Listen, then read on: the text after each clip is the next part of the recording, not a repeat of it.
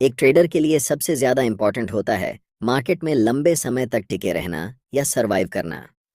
और आप मार्केट में लंबे समय तक तभी सरवाइव कर सकते हैं जब आपके पास एक प्रॉपर रिस्क मैनेजमेंट प्लान हो। ज़्यादातर ट्रेडर जब इनिशियली मार्केट में एंटर करते हैं तब वे स्ट्रेटजी को ढूंढने में लग जाते हैं कि कोई ऐसी स्ट्रेटजी मिल जाए जो उन्हें लाइफ टाइम पैसा देती रहे। और ये गलत नहीं है। इनिशियली आपको सीखना चाहिए कि मार्केट कैसे काम करता है, प्राइस एक्शन क्या होता है और इसे कैसे ट्रेड करते हैं। लेकिन सिर्फ स्ट्रेटजी से आप लंबे समय तक मार्केट में टिक नहीं सकते, क्योंकि 99% लोग जो मार्केट में बिगिनर होते हैं उनके पास अच्छी स्ट्रेटजी होने के बावजूद वे अपने पैसे को लूज कर देते हैं, क्योंकि उनके पास एक प्रॉपर रिस्क मैनेजमेंट स्ट्रेटजी नहीं होती। इंटरनेट पर ज़्यादातर इन्फ्लुएंसर सिर्फ आपको प्रॉफिट के बारे में बताते हैं। बहुत ही कम ऐसे टीचर होते हैं जो आपको लॉस के बारे में बताएंगे। लेकिन जब कोई ट्रेडर मार्केट में इंटर करता है तब उसे मार्केट में रियलिटी चेक मिलता है, जिससे उसे समझ में आता है कि अब हमें कैपिटल को बचाना होगा, क्योंकि जब आपके पास कैपिटल रहेगा तभी तो आप ट्रेड कर पाएंगे ना। और कैपिटल को प्रोटेक्ट करने के लिए हमारे पास एक वेल डिफाइंड प्लान होना चाहिए, एक well defined risk management strategy होनी चाहिए, जिससे हम अपने पैसों को लूज करने से बचा सकें। इस वीडियो में हम स्टेप बाय स्टेप डिटेल में डिस्कस करेंगे कि मेरा रिस्क मैनेजमेंट प्लान क्या है, आप कैसे अपना रिस्क मैनेजमेंट प्लान बना सकते हैं, आपके कैपिटल के हिसाब से आपको कितना रिस्क लेना चाहिए, आपकी पोजीशन साइजिंग क्या होनी चाहिए और ट्रेड करते समय आपकी रिस्क रिवॉर्ड रेशियो क्या होनी चाहिए, जिससे आप प्रॉफिटेबल ट्रेड्स बना सकें। आप में से ज़्यादातर बिगिनर ट्रेडर हो सकते हैं कि इस वीडियो को पूरा न देखें, क्योंकि इसमें ऐसा कुछ नहीं बताया गया है जो एक्साइटिंग हो। पर हाँ, यही चीज़ें आपको प्रॉफिटेबल बनाएंगी, यह आपके लिए ज़रूरी है। इसलिए मैं आप सभी से यह रिक्वेस्ट करता हूँ कि इस वीडियो को पूरा ध्यान से देखें। पेन और कॉपी ले लें ताकि पूरे वीडियो के नोट्स बना सकें। फिर कभी रिस्क मैनेजमेंट पर वीडियो न देखनी पड़े, क्योंकि यह रिस्क मैनेजमेंट पर एक कंप्लीट गाइड है। अगर आप सच में मार्केट से पैसा कमाना चाहते हैं तो आपके पास एक परफेक्ट रिस्क मैनेजमेंट प्लान होना ही चाहिए। चलिए वीडियो को स्टार्ट करते हैं और सबसे पहले जानते हैं कि हर एक ट्रेड में एक स्ट्रिक्ट स्टॉप लॉस कैसे फॉलो करना है। हम जितने भी ट्रेड लेते हैं, हर एक ट्रेड लेने से पहले हमें पता होता है कि इस ट्रेड में हमें कितना स्टॉप लॉस लेना है और हम कहाँ मार्केट से एग्जिट करने वाले हैं। बेसिकली हमें पहले से ही मालूम होता है कि हम कितना पैसा लूज करने वाले हैं और क्या हम उस पैसे को टॉलरेट कर सकते हैं।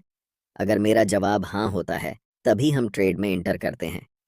ज़्यादातर ट्रेडर्स जब इनिशियल स्टेज में ट्रेड लेते हैं उनके दिमाग में कुछ ऐसा चलता है कि ये स्टॉक अभी 10 रुपये का है, 15 रुपये जब जाएगा तो हमें 5 रुपये का प्रॉफिट होगा। हम 100 क्वांटिटी बाय कर रहे हैं, इसलिए हमें 500 रुपये का प्रॉफिट होगा। या जिनके पास ज़्यादा कैपिटल है वह अपने हिसाब से कैलकुलेट करेगा, 5,000 या 50,000। उस समय उनके दिमाग में सिर्फ यही चलता है कि हम कितना पैसा बनाएंगे, कितना हमें प्रॉफिट होगा। लॉस के बारे में वे नहीं सोचते। लेकिन अगर आप लंबे समय तक ट्रेडिंग करना चाहते हैं तो आपको इस पूरे थिंकिंग प्रोसेस को फ्लिप करना होगा। अब आप ऐसे सोचेंगे कि यह स्टॉक अभी 10 रुपये का है, हम इसमें 2 रुपये का स्टॉप लॉस लेने वाले हैं। अगर हम 100 क्वांटिटी में ख़रीदते हैं तो हमें 200 रुपये का नुकसान होगा। और क्या यह 200 रुपये नुकसान लेने से मेरे इमोशंस में कोई बदलाव आएगा? अगर आपका जवाब नहीं है तो ऑफ कोर्स आप उस ट्रेड में एंट्री लीजिए, क्योंकि ऐसे ही ट्रेड को आप कॉन्फिडेंस के साथ होल्ड कर पाएंगे और आप अपने टारगेट या फिर स्टॉप लॉस तक ट्रेड में बने रह पाएंगे। जब भी चार्ट्स पर मेरा सेटअप बनता है तब एंट्री लेने से पहले हम स्टॉप लॉस के बारे में सारी चीज़ें अच्छे से कैलकुलेट करके अपनी रिस्क कैपेसिटी के हिसाब से एक फिक्स्ड क्वांटिटी के साथ ट्रेड एग्जीक्यूट करते हैं। अब ऐसा नहीं है कि अगर हम रिस्क लेने में कैपेबल हैं तो हम कहीं पर भी रिस्क ले लेंगे। हमेशा रिस्क के मुकाबले रिवॉर्ड अगर बड़ा हो तभी ट्रेड में एंट्री लेना प्रेफर करते हैं। उदाहरण के लिए, अगर हम आपको कहें कि इस ट्रेड में आपकी विन रेट 50% है, यानी कि इस ट्रेड में प्रॉफिट होने की चांसेस 50% हैं, लेकिन यहाँ रुपये 100 के रिस्क पर सिर्फ रुपये 10 का रिवॉर्ड है, क्या आप ऐसे ट्रेड में एंट्री लेना चाहेंगे? आपका सीधा जवाब होगा नहीं। अब आप लोगों के मन में एक सवाल आ रहा होगा कि कौन सी रिस्क रिवॉर्ड रेशियो सबसे आइडियल है। पर इस सवाल का जवाब सीधा नहीं है, क्योंकि हर एक स्ट्रेटजी के हिसाब से आपको चेक करना होता है कि उस स्ट्रेटजी से अगर हम ट्रेड करते हैं तो कौन सी रिस्क रिवॉर्ड रेशियो में हमें बेहतर रिजल्ट मिलता है। और आप जो भी स्ट्रेटजी को फॉलो करते हैं, चाहे वह प्राइस एक्शन हो, ट्रेंड लाइन सपोर्ट हो या कोई और स्ट्रेटजी, उसे पहले बैक टेस्ट करिए। 50 से 100 बैक टेस्ट ट्रेड्स में देखिए कि कौन सी रिस्क रिवॉर्ड रेशियो आपके लिए सबसे ज़्यादा प्रॉफिटेबल है। आइडियली मैं आपको बता दूं जो मैं फॉलो करता हूं। अगर मैं कोई स्विंग ट्रेडिंग कर रहा हूं तो 1 से 3 का रिस्क रिवॉर्ड रहता है, और अगर मैं इंट्राडे कर रहा हूं तो 1 से 2 का रिस्क रिवॉर्ड मिनिमम होना चाहिए। अगर 1 से 2 का रिवॉर्ड नहीं हो रहा है तो हम उस ट्रेड में एंट्री नहीं लेते हैं। ये मेरा रूल है। आप चाहें तो इसे अपने हिसाब से एडजस्ट कर सकते हैं, मॉडिफाई कर सकते हैं। मैं आपको एक चार्ट दूंगा जिससे आपको यह पता चल जाएगा कि आपकी स्ट्रेटजी की विन रेट के हिसाब से आपको किस रिस्क रिवॉर्ड रेशियो में प्रॉफिट, लॉस या फिर ब्रेक इवन होगा। स्क्रीनशॉट ले लेना ताकि आपको दोबारा वीडियो फिर से देखना ना पड़े। हर एक ट्रेडर की सबसे बड़ी दिक्कत होती है ब्रोकरेज। कैपिटल का ज्यादातर हिस्सा ब्रोकरेज में चला जाता है। अब आपको यह समझना होगा कि हर ट्रेड में आपको कितना रिस्क लेना चाहिए। इसका जवाब हर एक ट्रेडर के लिए अलग हो सकता है। मैं कितना रिस्क करता हूं, आप कितना रिस्क करेंगे या कोई तीसरा कितना रिस्क करेगा, यह सब आपके कैपिटल साइज के हिसाब से डिसाइड होता है। उदाहरण के लिए, अगर मेरी कैपिटल 1 लाख रुपए है तो मैं 1 से 2% पर ट्रेड रिस्क लेता हूं।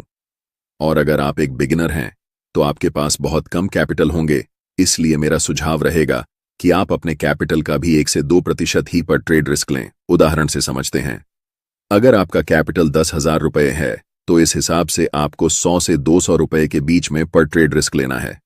ज्यादा रिस्क क्यों नहीं लेना है यह मैं बाद में बताऊंगा, क्योंकि इसका आपके कैपिटल पर बहुत नेगेटिव इफेक्ट होता है। ऐसे में आपको लग सकता है कि इतने कम रुपए रिस्क करने पर हमारा स्टॉप लॉस बहुत छोटा हो जाएगा, लेकिन ऐसा नहीं है। देखिए, अगर आप फ्यूचर एंड ऑप्शंस में ट्रेड करते हैं तो 100 से 200 रुपए बहुत जल्दी हिट हो सकते हैं, क्योंकि आपका पोजीशन साइज ऑप्शन बाइंग में खासकर सही नहीं रहेगा।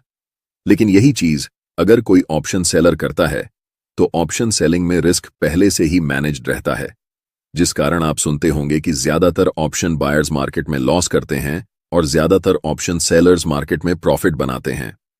ऑप्शन सेलर्स के पास थीटा गेनिंग के अलावा रिस्क मैनेजमेंट का भी फायदा होता है।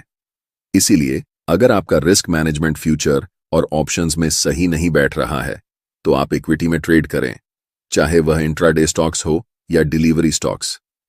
लेकिन हम जानते हैं कि ज्यादातर ट्रेडर्स मेरी बात नहीं मानेंगे। जब आपका कैपिटल खत्म हो जाएगा तभी आपको समझ में आएगा कि उस समय रिस्क मैनेजमेंट पर ध्यान देना चाहिए था। ट्रेडिंग में जब आपको अपने कैपिटल का 10% से ज्यादा लॉस हो जाता है तो हमेशा याद रखें कि आपको ब्रेक इवन तक आने के लिए 11% प्रॉफिट बनाना पड़ेगा। मैं आपको एक चार्ट दूंगा जिसमें दिखाऊंगा कि जब आप अपने कैपिटल का 1% लूज करते हैं तो आपको 1% ही कमाना पड़ेगा ब्रेक इवन तक पहुंचने के लिए। ब्रेक इवन का मतलब होता है आपके इनिशियल कैपिटल तक वापस आना, यानी कि आपकी लॉस को रिकवर करना। अगर आप 5% लॉस करते हैं तो भी आपको 5% ही कमाना पड़ेगा, लेकिन जब आपका लॉस 10% हो जाता है तो आपको 11% कमाना पड़ेगा। उसी तरह जब आपका लॉस 20% हो जाता है तो आपको 25% कमाना पड़ेगा, और अगर आपका 50% कैपिटल लॉस हो जाता है तो आपको 100% प्रॉफिट कमाना पड़ेगा, तब जाकर आप ब्रेक इवन तक पहुंच पाएंगे।